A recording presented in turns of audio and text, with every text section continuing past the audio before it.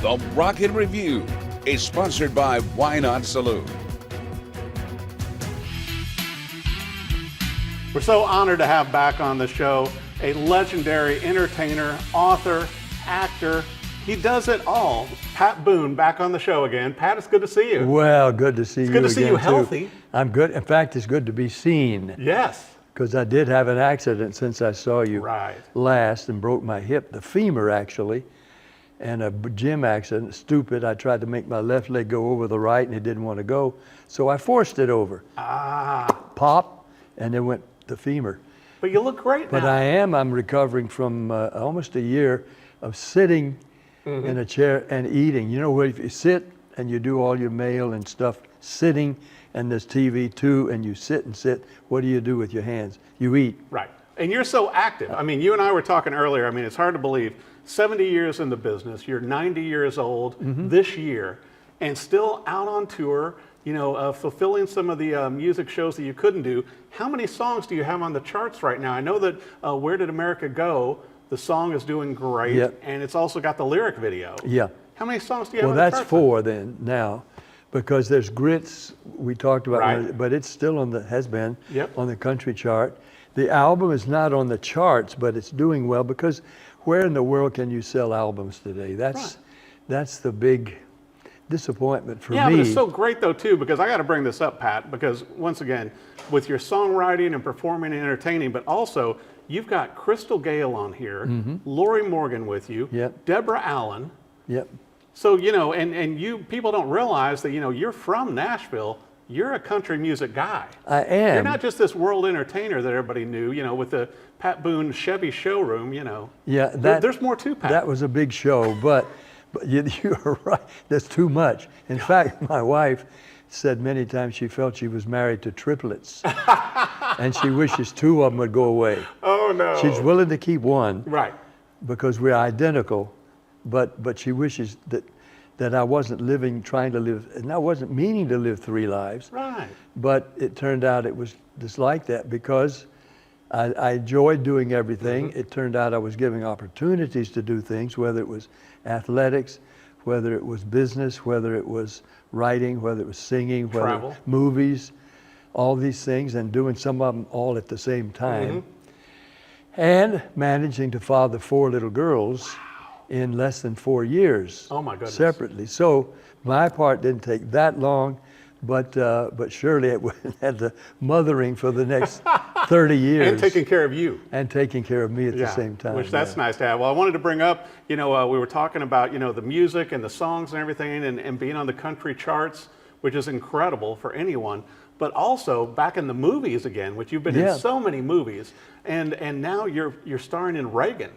The movie. Yeah, well, I'm not starring. I'm a surprise. Anytime you're in a movie, you're starring. Well, but I'm a surprise. They're not even advertising it yet, because this is interesting. You know, you'll be interesting if I can not make it too long. But it's a scene in the movie that people don't know about. It was written about a couple of times because it actually happened when Reagan, who was a friend of mine, and Nancy and Shirley were friends, and our kids were in school together because they had their kids at the end of their childbearing capability in their 40s, early 40s. Shirley and I was in a big hurry. By the time I graduated from college at Columbia University, we had 4 daughters already. Oh my goodness. I was doing the TV show, the Chevy Show, making records, movies, and fathering these 4 little daughters at the same time. So our kids, Reagans and the Boones, grew up together, the kids. So when I went to see Ronald Reagan, as governor, there was a big spiritual thing happening in the worship and healing service, Catherine Kuhlman, in the arena, the big downtown arena in Sacramento. We went to see our friend the governor at the mansion before we came back to LA. And so we had a nice little afternoon meeting, and then as we're about to leave, George Otis, who is this businessman, very terrific businessman, but also a very spiritual man. And when he was, as we say, in the spirit, when he was talking about the Lord, he just quivered in his hands. Let me see, it was like this. He just quivered like this, as he was. So now, before we leave the governor's mansion, he asked the governor, can we have a little word of prayer before we leave? And he said, well, sure. So we joined hands, and Shirley and I said a couple parts of a prayer, and then another fellow named Harold Bradison, and gets to George, who's holding Reagan's right hand. And he says, thank you, Lord, for our country. Thank you for our liberties, our freedoms, all the blessings, and for this man that... And he stopped. And we were waiting for him to finish the sentence.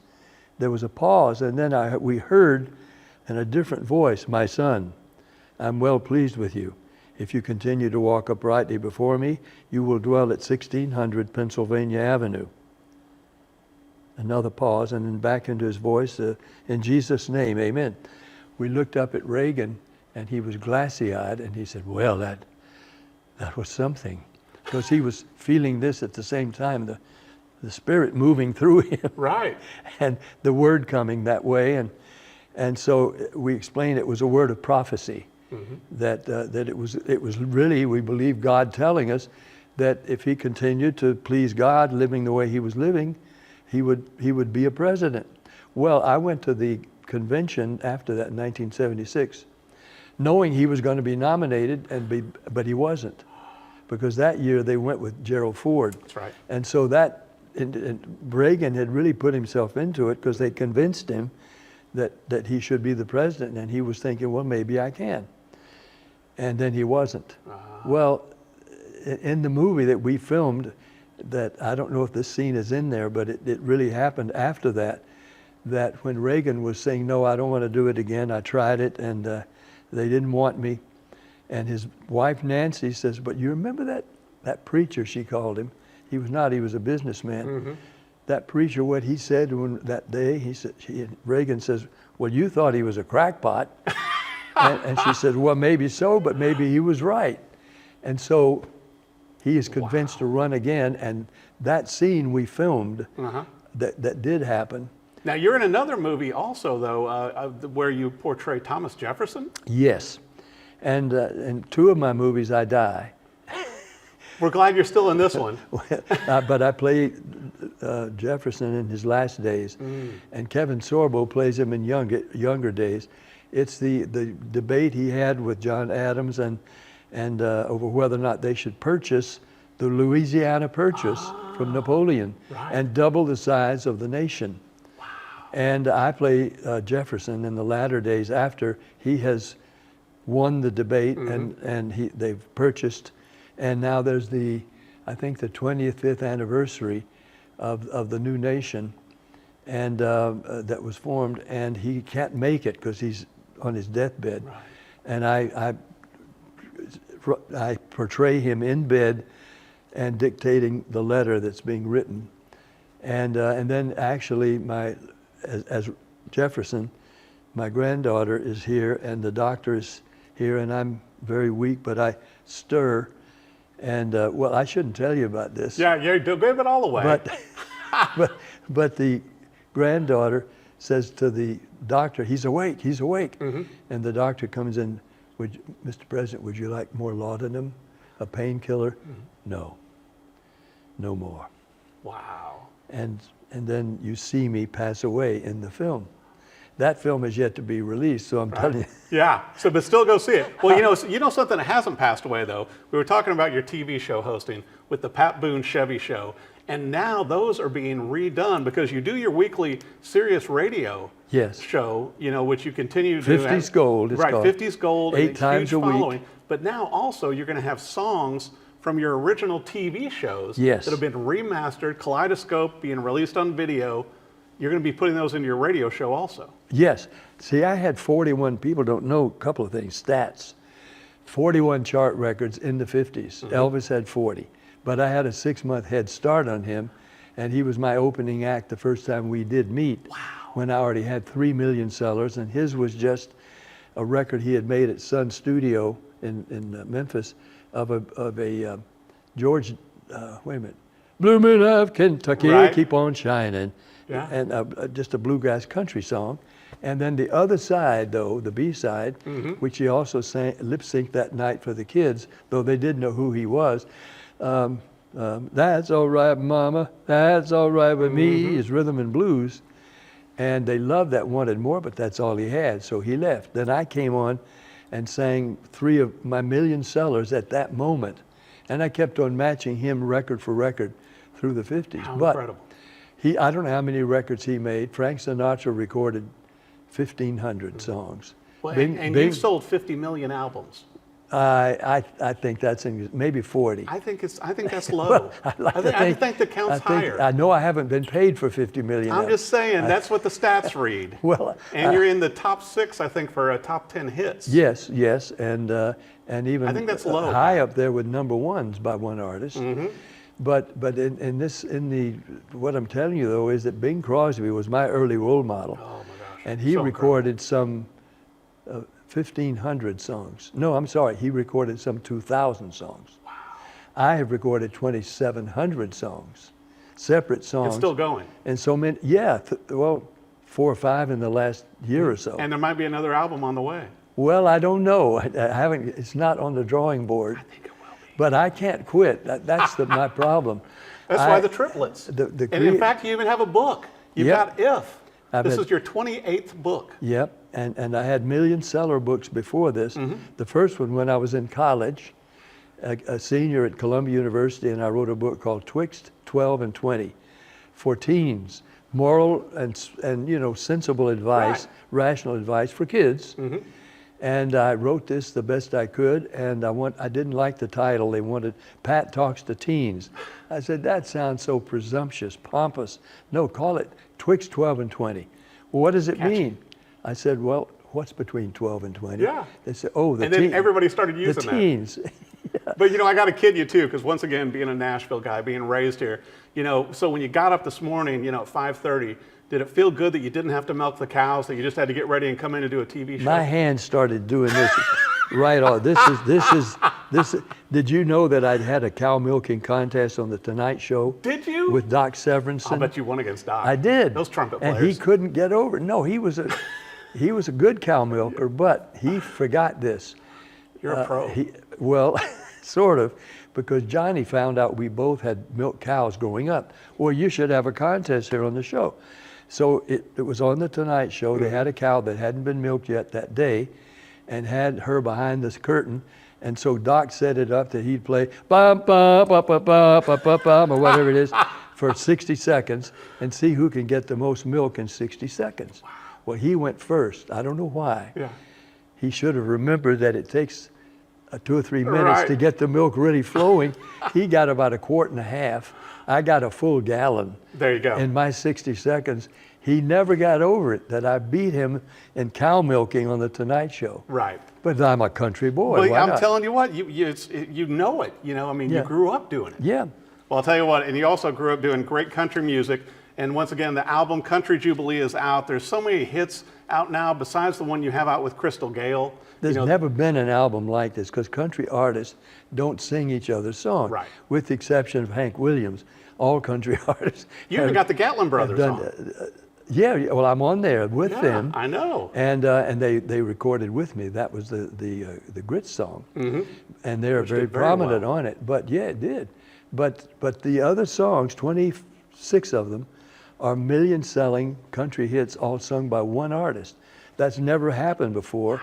That one artist has done 25, 26 million-selling hits by other country artists. I mean, big hit songs. Well, you need to start planning out the next 90 years. Well, you know what? I don't plan. Obviously, it's working out for you.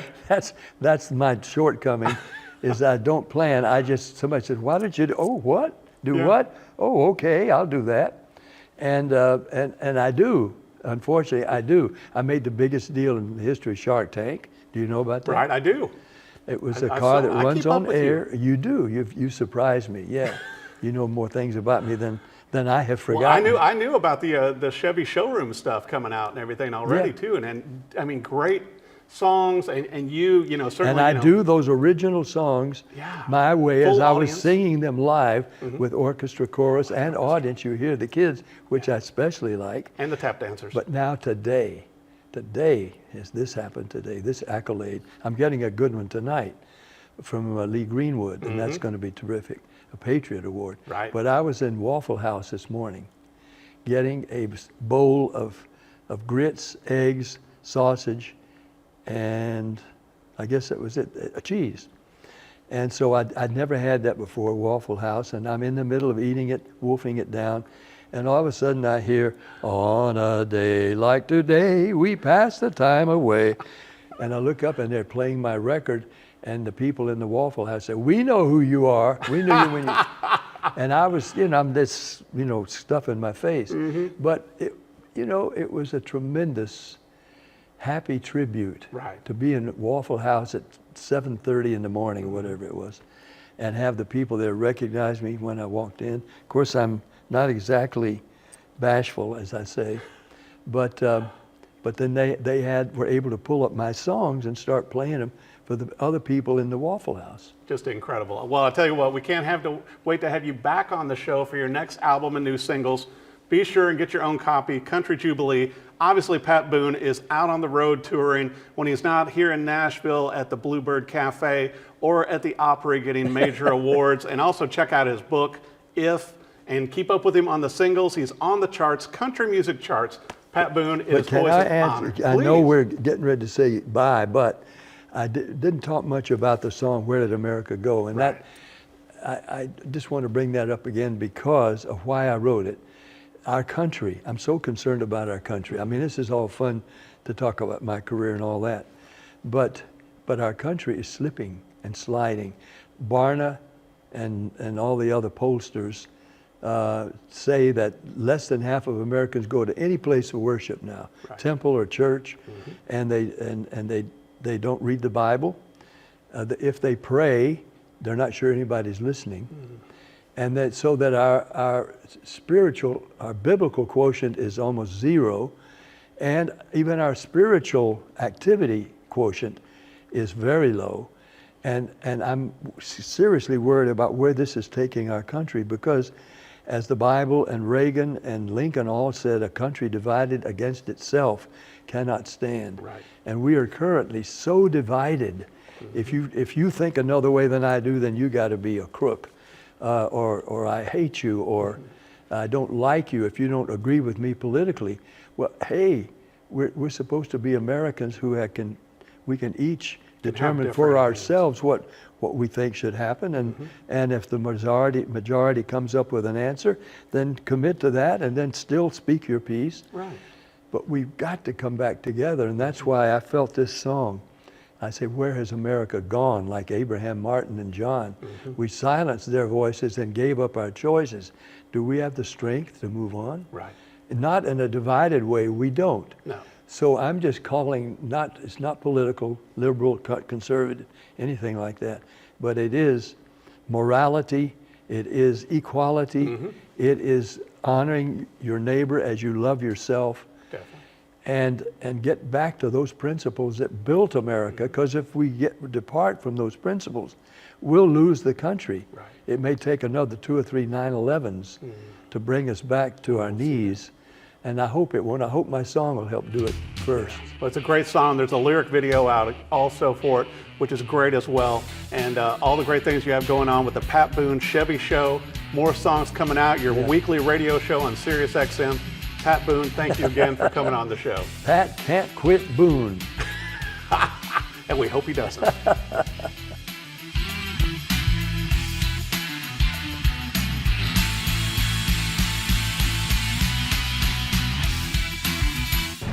The Rocket Review is sponsored by Why Not Saloon.